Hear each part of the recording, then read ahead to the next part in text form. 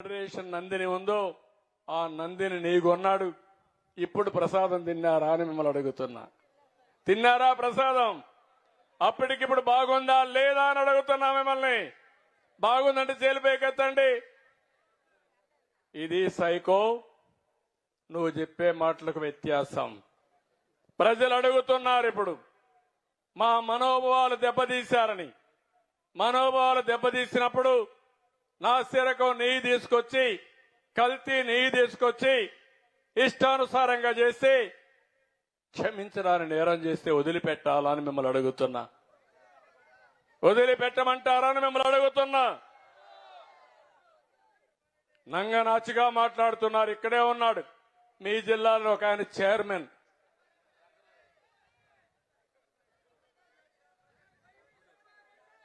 నేను పేరు చెప్పను. నేను పేరు చెప్పడం నాకు కరెక్ట్ కాదు. మొన్నే మీరు చూశారు వరదలు వస్తే ఏదైతే అక్కడ ఉండే బుడమేరు గండ్లు పెట్టేశారు.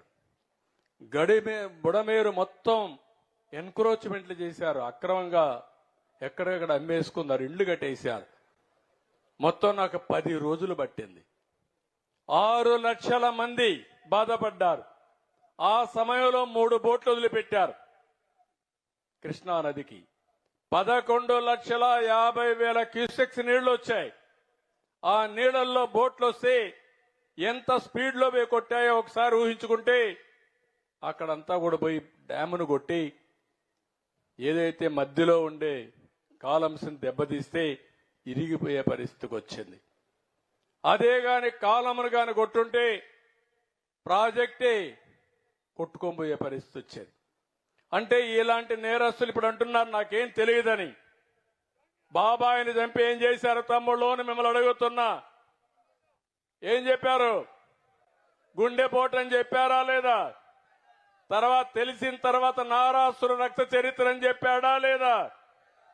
నేరస్తులు చేసే నేరాలు వేరే వాళ్ళ పైన వేయడం వీళ్ళకి అలవాటైపోయింది.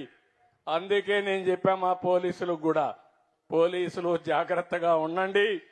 ఈసారి నేరాలు చేస్తే మాత్రం మక్కలు ఇరగొట్టాం తప్ప వదిలిపెట్టే సమస్య లేదు. రాజకీయ ముసుగులో నేరాలు చేయాలనుకుంటున్నారు మీరు. రాజకీయ ముసుగులో ఘోరాలు చేయాలనుకుంటున్నారు మీరు. మాట్లాడితే ఎదురుదాడి చేస్తారా? ఒక అమ్మాయి బాంబేలో ఉంటే ఒక యాక్ట్రెస్ ని ఇష్టానుసారంగా తీసుకొచ్చి మీకు సంబంధం లేని కేసుల్లో జైల్లో పెట్టి ఈరోజు మీ ఇష్ట ప్రకారం మళ్ళా వాళ్ళపైన యాక్షన్ తీసుకుంటే మాట్లాడతారా? చట్టాన్ని ఎవరైనా సరే అతిక్రమించి చేతుల్లోకి తీసుకుంటే కబద్దార్ గుర్తుపెట్టుకోండి. ప్రజాస్వామ్యంలో ఈ రోజు ఉంటుంది, రేపు ఉంటుంది. తప్పు చేసిన ఎవ్వరిని వదిలిపెట్టనని మరొకసారి ఈ సభ ద్వారా హెచ్చరిస్తున్నానని చెప్పి కూడా నేను మీకు తెలియజేస్తున్నా. ఇలాంటి సంఘటనలు నాకు మీరు గుర్తుపెట్టుకోవాలి. ఒక పక్క 24 గంటలు నాకు మీరే గుర్తుంటారు. ఇంకో పక్క నాకు సవాళ్ల మీద సవాళ్లు ఈ నేరస్తులు. ఏమీ తెలియని A2 మాట్లాడతాడు. నాకు అడ్మినిస్ట్రేషన్ తెలియదంట. నేను అడ్మినిస్ట్రేషన్ A2 దగ్గర నుంచి నేర్చుకోవాలి, A1 దగ్గర నుంచి నేర్చుకోవాలి. వీళ్ళు నాతో మాట్లాడతారు అంటే ఒక పద్ధతి లేనటువంటి పరిపాలన. అందుకే ఇవన్నీ వచ్చాయి. ఏది ఏమైనా నేను ఒకటే చెప్తున్నా, నా అటెన్షన్ ని ఎవ్వరూ డైవర్ట్ చేయలేరు. నేను ఒక యజ్ఞమార్గా చేస్తున్నా. గాడి తప్పిన పరిపాలన ఘాట్లో పెడతాను. మీరు నిండు మనసుతో ఆశీర్వదించండి. రాబోయే రోజుల్లో భారతదేశంలో నెంబర్ 1 ఎకానమీగా మన రాష్ట్రాన్ని తయారు చేసే వరకు కష్టపడతా, చేస్తా, చేసి చూపిస్తానని కూడా మీకు హామీ ఇస్తున్నా. గ్రామానికి వచ్చినప్పుడు ఇప్పుడే ఆడబిడ్డ అడిగింది డ్రైనేజ్ కావాలని. ఇంకో పక్క మంచినీటి వ్యవస్థ, ఇంటింటికి కొళాయి ద్వారా మంచినీళ్ళు ఇవ్వాల్సిన అవసరం ఉంది. స్తంభాలు ఎప్పుడో వేశారు, అవి కూడా ఇబ్బందుల్లో ఉన్నాయి. ఒకసారి చూడమన్నారు, అది కూడా డెఫినెట్ గా చేయాల్సిన అవసరం ఉంది. శ్మశాన వాటిక లేదని ఈ గ్రామంలో చెప్పారు. హిందువులకు గాని ముస్లింలకు గాని అది కూడా చేస్తామని చెప్పి నేను మీకు తెలియజేస్తున్నా. అదే మరి ఇక్కడ మసీదు కూడా అభివృద్ధి కావాలన్నారు. ఆ మసీదు అభివృద్ధి చేసే కార్యక్రమం కూడా చేస్తాం. ఇంకో పక్క ఇంటి జాగాలు ఇప్పుడే చెప్పా, అందరికీ ఇంటి జాగాలు ఇచ్చి ఇండ్లు కట్టించే బాధ్యత తీసుకుంటామని చెప్పి కూడా నేను మీ అందరికి హామీ ఇస్తున్నా. ఇది కాకుండా ఇంకో పక్క సిమెంట్ రోడ్లు కూడా మారుమూల కూడా వేయాల్సిన అవసరం ఉంది. ఇవన్నీ కూడా ఒక యాక్షన్ ప్లాన్ తయారు చేయమంటున్నాను. కలెక్టర్ గారు సర్పంచ్తో కూర్చొని ఒక యాక్షన్ ప్లాన్ తయారు చేయండి. తప్పకుండా అవన్నీ ఒక నిర్దిష్టమైన టైం పెట్టుకుని ఇవన్నీ పూర్తి చేసే బాధ్యత నాదని మీ అందరికి హామీ ఇస్తున్నా. ఇవన్నీ కూడా మేము చేసి ఇప్పుడే నేను చూశాను మీ ఊర్లో అందరికీ 100% ఇంటింటికి కరెంట్ ఉంది. 100% ఇంటి ట్యాపులు మాత్రమే ఇస్తాం.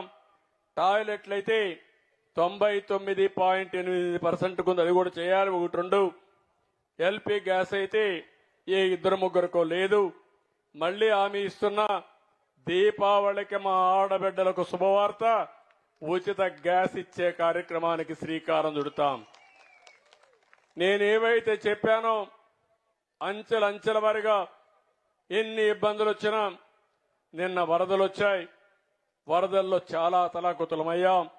కానీ ఒక్కోసారి నాకు ఎంతో ఆనందం, నేను ఒక పిలిపిస్తే ఇప్పటికే 350 కోట్ల రూపాయలు దాతల ముందుకొచ్చి విరాళాలు ఇచ్చే పరిస్థితికి వచ్చారు. ఇది ఒక చరిత్ర, ఎప్పుడూ లేదు ఈ విధంగా ముందుకు రావడం.